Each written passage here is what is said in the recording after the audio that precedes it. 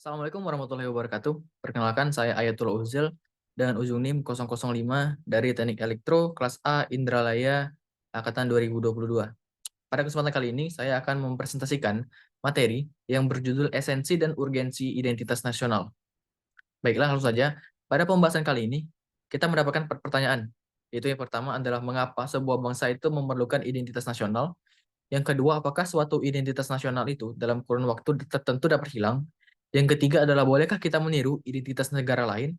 Dan yang terakhir adalah apa yang akan terjadi pada sebuah negara apabila identitas nasionalnya hilang? Nah, tanpa banyak basa-basi lagi, langsung saja kita masuk pada pembahasan yang pertama. Nah, sebelumnya kita harus tahu dulu apa itu identitas dan apa itu yang dimaksud dengan identitas nasional. Secara etimologis, identitas nasional itu terdiri dari dua kata, yaitu identitas dan nasional. Menurut KBBI, identitas itu adalah suatu ciri atau keadaan khusus seseorang. Dengan kata lain, identitas itu adalah jati diri. Nah, yang kedua adalah nasional. Nasional itu bersifat kebangsaan atau sesuatu yang meliputi suatu bangsa. Nah, dari dua pengertian tersebut dapat kita simpulkan bahwa identitas nasional itu adalah sebuah ciri-ciri yang dimiliki oleh suatu negara yang membedakannya dengan negara-negara lain dari berbagai aspek kenegaraan dan lain-lainnya. Nah, lalu di Indonesia, sumber identitas nasional kita itu ada tiga, yaitu yang pertama secara historis, yang kedua secara sosiologis, dan yang ketiga adalah secara politis. Secara historis, identitas nasional Indonesia pertama kali muncul pada tahun 1908 dalam kondisi masyarakat yang sadar bahwa mereka dalam kondisi tidak wajar atau sedang terjajah. Nah, pada saat itu muncullah kesadaran bagi masyarakat untuk bangkit membentuk sebuah bangsa. Kesadaran ini muncul karena pengaruh dari hasil pendidikan yang diterima dari dampak politik etis atau etische politik. Dengan kata lain, unsur pendidikanlah yang sangat penting bagi pembentukan kebudayaan dan kesadaran akan kebangsaan sebagai sebuah identitas nasional. Nah, selanjutnya, secara sosiologis, identitas nasional itu telah terbangun secara alami, bahkan jauh sebelum proklamasi yang telah ditandai dengan berbagai proses interaksi dalam kehidupan dan sosial masyarakat. Nah, selanjutnya, identitas nasional kita itu secara sosiologis itu diperkuat lagi dengan proklamasi kemerdekaan dan diikat serta diayomi oleh Bhinneka Tunggal Ika. Selanjutnya, yang terakhir, sumber identitas nasional kita secara politis, yaitu Indonesia memiliki identitas nasional ditandai dengan sistem demokrasi Pancasila, yang dimana itu Pancasila hanya dianut oleh negara kita, yaitu negara Indonesia, serta beriringan dengan bendera merah putih, lagu Indonesia Raya, bahasa Indonesia, serta lambang burung Garuda, dan Pancasila yang berdiri sejajar secara aspek politik sebagai sumber identitas nasional kita di Indonesia. Nah, selanjutnya macam-macam identitas nasional Indonesia itu ada Sang Merah Putih, Garuda Pancasila, Bahasa Indonesia, Bhinneka Tunggal Ika, Pancasila, dan Indonesia Raya. Eh, pada Sang Merah Putih memiliki makna suci dan bersih yang menandakan bahwa Indonesia ini baru saja merdeka dan polos terhadap kegiatan internasional dan siap belajar menerima berbagai hal dari negara-negara lain untuk keperluan interaksi nasional dan kepentingan negara. Nah, selanjutnya, warna merah itu melambangkan sebuah keberanian dan juga menandakan bahwa Indonesia ini telah berjuang sepanjang hidupnya selama 300 tahun lebih untuk mendapatkan kemerdekaan dan juga semangat untuk mewujudkan cita-citanya untuk berkontribusi dalam kancah internasional. Nah, selanjutnya, burung Garuda itu adalah burung khas Indonesia yang dijadikan lambang negara. Di tengah-tengah perisai burung Garuda terdapat sebuah garis hitam tebal yang melambangkan Katulistiwa. Nah, pada perisai tersebut terdapat sebuah lima buah ruang yang mewujudkan Pancasila. Nah, lima buah tersebut diisi oleh yang pertama itu dasar ketuhanan yang Maha Esa yang dilambangkan dengan cahaya dengan di bagian tengahnya berbentuk perisai bintang yang bersudut lima, yang juga secara tidak langsung melambangkan lima sila Pancasila. Nah, terus pada ruas selanjutnya yaitu menggambarkan dasar kemanusiaan yang adil dan beradab dilambangkan dengan tali rantai bermata bulatan dan persegi di bagian kiri bawah perisai. Selanjutnya yaitu Persatuan Indonesia yang dilambangkan dengan pohon beringin di bagian kiri atas perisai. Nah, pohon beringin ini kan dapat kita lihat itu banyak daun-daun dan pohon-pohonnya. Nah, itu sangat melambangkan persatuan bahwa kita itu harus kuat bersatu sebagai sebuah bangsa. Nah, selanjutnya, kerakyatan yang dipimpin oleh hikmat kebijaksanaan dalam permusyawaratan perwakilan itu dilambangkan dengan kepala banteng di bagian kanan atas perisai. Dan selanjutnya, keadilan sosial bagi seluruh Indonesia dilambangkan dengan kapas dan padi di bagian kanan atas perisai. Nah, selanjutnya yaitu bahasa Indonesia.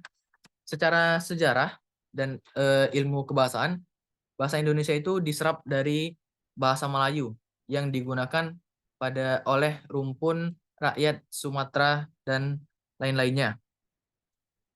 Nah, bahasa Indonesia ini seperti yang saya sebutkan tadi, bahasa Indonesia ini berasal dari rumpun bahasa Melayu yang digunakan sebagai bahasa pergaulan atau lingua franca yang kemudian diangkat dan diikrarkan pada tanggal 28 Oktober tahun 1928 pada Kongres Pemuda II sebagai bahasa Indonesia. Nah, bangsa Indonesia yaitu sepakat bahwa bahasa Indonesia merupakan bahasa nasional sekaligus jati diri dan identitas nasional Indonesia. Oke, selanjutnya adalah Bhinneka Tunggal Ika. Bhinneka Tunggal Ika mengandung makna bahwa bangsa Indonesia adalah bangsa yang heterogen. Maksudnya itu kita itu multikultural, multi etnis. Tidak ada negara atau bangsa lain yang menyamai Indonesia dengan keanekaragamannya, namun tetap berkeinginan untuk menjadi satu, yaitu bangsa Indonesia. Nah, semboyan Bhinneka Tunggal Ika ini sendiri merupakan kata dari bahasa Sanskerta yang berarti berbeda-beda namun tetap satu jua. Nah, selanjutnya adalah Pancasila. Mengapa Pancasila itu dikatakan sebagai identitas nasional yang unik?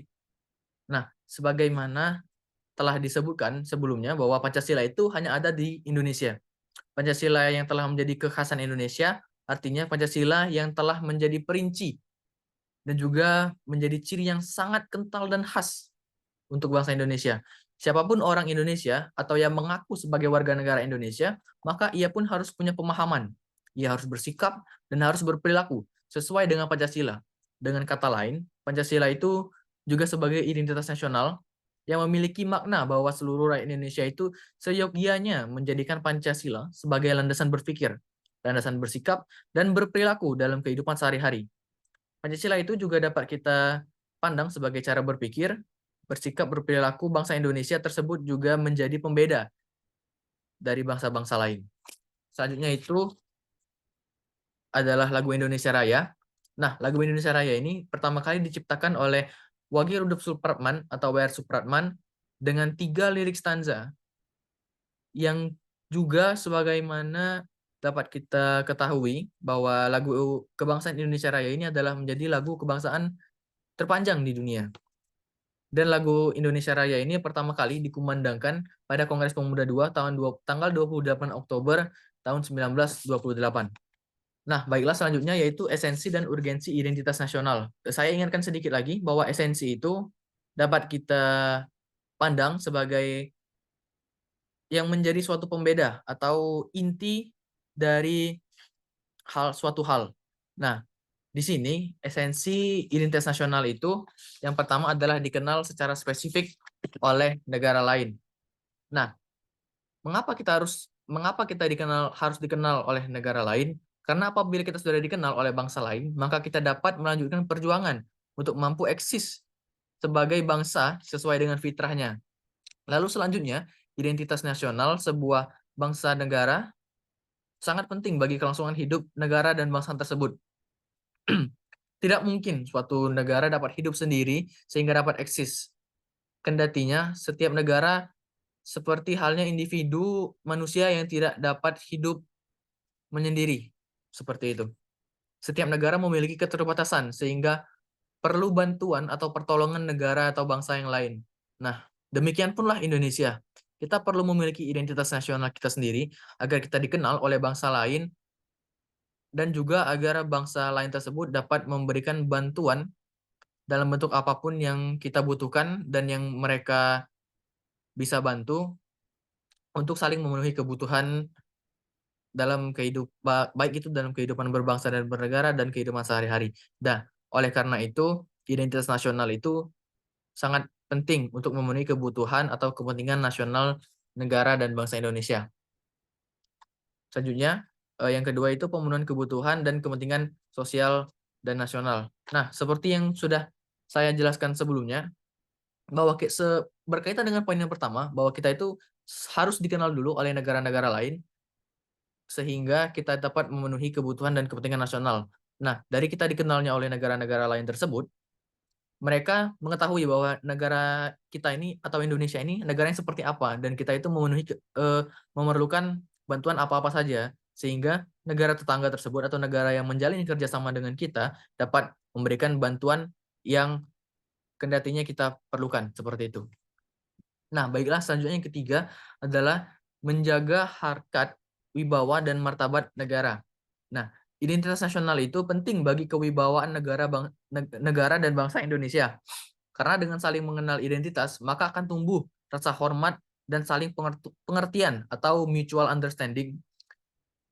Selanjutnya, tidak ada stratifikasi dalam kedudukan antar bangsa dan negara yang akan menyebabkan kedudukan yang sama dan kerjasama yang didasari oleh respect atau rasa saling hormat.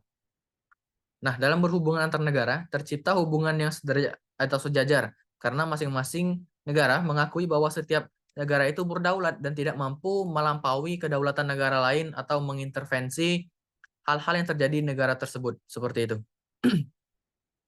Istilah hukum ini di kancah internasional dikenal dengan asas par imparem non habet imperium, yang berarti bahwa negara berdaulat tidak dapat melaksanakan yurisdiksi terhadap negara berdaulat lainnya. Kurang lebih seperti itu. Nah, itu tadi merupakan esensi-esensi dari identitas nasional. Nah, bagaimana dengan urgensi? Saya ingatkan sedikit sebelumnya, urgensi itu adalah suatu kondisi atau situasi di mana kita itu harus mengambil tindakan secara cepat, Pak itu. Dalam pengertian lain, urgensi itu juga dapat kita artikan sebagai prioritas paling tinggi dari prioritas-prioritas lainnya. Nah, untuk urgensi dari identitas nasional ini, yaitu ada 4 di sini. Yang pertama yaitu perluasan westernization atau efek dari kebarat-baratan dunia. Yang kedua itu adalah asimilasi dan akulturasi. Yang ketiga pengaruh borderless world yang memberikan stigma baru di dunia. Dan yang terakhir adalah kurangnya edukasi dan rasa bangga terhadap bangsa. Nah, untuk poin yang pertama itu dapat kita lihat secara real time, secara dunia nyata, bahwa efek-efek dari negara barat itu sangatlah besar, jauh melampaui eh, efek yang kita miliki di selatan seperti itu, di negara-negara Asia. Nah, selanjutnya itu adalah asimilasi dan akulturasi. Asimilasi dan akulturasi ini merupakan penggabungan dari budaya-budaya yang masuk dari luar negara kita dan kemudian akhirnya bercampur dan membuat budaya baru. Nah, untuk akulturasi sendiri itu dia menghilangkan secara total budaya-budaya asli kita sehingga tercipta lagi budaya baru yang merupakan gabungan dari budaya asing dan budaya tradisional kita. Nah, asimilasi dan akulturasi ini sangat berbahaya untuk suatu negara karena dapat menghilangkan secara total identitas nasional atau hal yang menjadi ciri khas dari negara itu sendiri. Baiklah, lanjut kepada poin ketiga, yaitu pengaruh borderless world yang memberikan stigma baru dunia. Nah, borderless world ini merupakan istilah yang digunakan dalam ilmu sosial yang menandakan bahwa dunia itu selalu berkembang tanpa batas dan dengan waktu yang sangat cepat. Nah, dengan perkembangan dunia yang tanpa batas ini, dapat kita lihat juga secara real time bahwa kita itu didatangkan atau dihadapkan dengan stigma-stigma baru di dunia, yang mana stigma-stigma tersebut kebanyakan secara dominan itu berdampak sangat buruk dengan apa yang sudah ada di negara kita, tradisi-tradisi dan budaya tradisional seperti itu. Nah, maka dari itu kita perlu mengurgensikan identitas nasional kita agar dapat melawan pengaruh borderless world itu dan stigma-stigma yang dihadapkan pada Indonesia. Nah, dan selanjutnya yang terakhir adalah kurangnya edukasi dan rasa bangga terhadap bangsa. Seperti yang telah saya sebutkan sebelumnya, Indonesia itu adalah negara multikultural yang artinya bahwa kita itu memiliki kultur atau budaya-budaya yang sangat-sangat banyak. Nah, sekarang, masih berkaitan dengan poin sebelumnya, borderless world ini atau dunia tanpa batas ini banyak memberikan efek yang baru untuk Indonesia. Nah, kita sebagai negara yang multikultural dan multi etnis ini, saya rasa memiliki edukasi tentang budaya-budaya kita itu saya rasa kurang. Karena banyak sekali remaja-remaja kita itu lebih memilih untuk mengikuti tren-tren atau hal-hal baru yang ditawarkan oleh dunia yang sekarang ini daripada dia itu merasa bangga dan, eee, menyebarluaskan budaya tradisional tersebut, seperti itu kurang lebih. Nah, maka dari itu kita harus memberikan edukasi yang lebih dan juga merevisi cara cara edukasi kita sehingga generasi-generasi penerus bangsa ini tertarik untuk belajar dan kemudian menumbuhkan rasa bangga yang tinggi terhadap bangsa kita sendiri, seperti itu. Nah, selanjutnya langsung saja pada kesimpulan. Pada kesempatan kesimpulan kali ini, saya akan menjawab pertanyaan-pertanyaan 4 yang sudah saya sebutkan pada awal presentasi tadi. Nah, untuk yang pertama, kesimpulan kita yaitu adalah identitas nasional sangat diperlukan oleh bangsa-bangsa karena dapat menjadi indikator pemisah dan penunjuk yang spesifik antar negara. Nah, untuk kesimpulan kedua yaitu jika identitas nasional dari suatu negara tidak dirawat dengan baik, maka ia akan hilang. Nah, ditambah lagi dengan kecepatan perkembangan dunia yang sangat cepat dan fenomena fear of missing out atau FOMO, maka akan semakin besar kemungkinannya hilangnya identitas nasional suatu bangsa tersebut. Selanjutnya yang ketiga, itu adalah kita secara eksplisit tidak boleh menirukan identitas nasional suatu negara lain karena hal tersebut sama saja dengan kita menyerahkan negara kita menjadi bagian dari negara tersebut dan mengakui identitas nasional mereka serta menerapkannya pada negara kita. Yang di mana itu sangat tidak sangat bertentangan dengan konsep identitas nasional itu sendiri. Yang selanjutnya yang terakhir, adalah negara yang kehilangan identitas nasionalnya juga secara langsung kehilangan kendali atas negara itu sendiri. Karena, eee, saya ulangi, negara yang kehilangan identitas nasionalnya secara tidak langsung juga kehilangan kendali atas negara itu sendiri. Nah, banyak konflik karena hilangnya identitas nasional itu, banyak konflik yang akan timbul karena tidak adanya acuan yang pasti mengenai isu-isu yang diributkan, serta akan adanya perpecahan atau separatis yang muncul karena tidak adanya lagi kesamaan yang atau identitas yang menyatukan dan mengayomi warga-warga negara tersebut. Baiklah, saya rasa cukup apa yang dapat saya sampaikan pada presentasi dan kesempatan kali ini. Lebih kurangnya saya mohon maaf. Apabila ada kata juga mohon dimaafkan. Saya akhiri. Wassalamualaikum warahmatullahi wabarakatuh.